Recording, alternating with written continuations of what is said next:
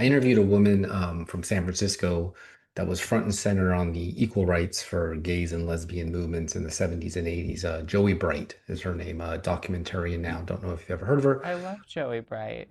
There you go.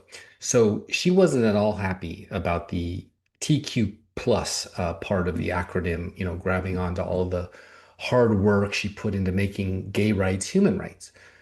Do you also think that the trans movement has kind of hijacked the civil rights component of equality movement, or do you have a point like any marginalized group in American society, they should have that rights too?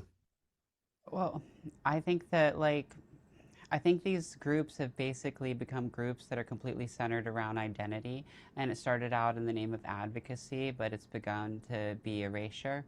Everybody's been lumped together into a giant alphabet acronym, and parts of that acronym conflict. You know, trans is at its foundation somewhat contradictory to what it means to be a homosexual.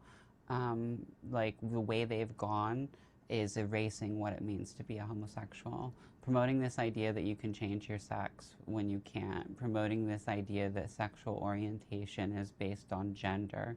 It's not, it's sexual orientation, it's based on your sex. And they separated gender from sex in their ideology, and then they've advocated for everything that should be based on and historically has been based on sex to be given over to gender. But it doesn't work that way. A lesbian's never going to sleep with a male.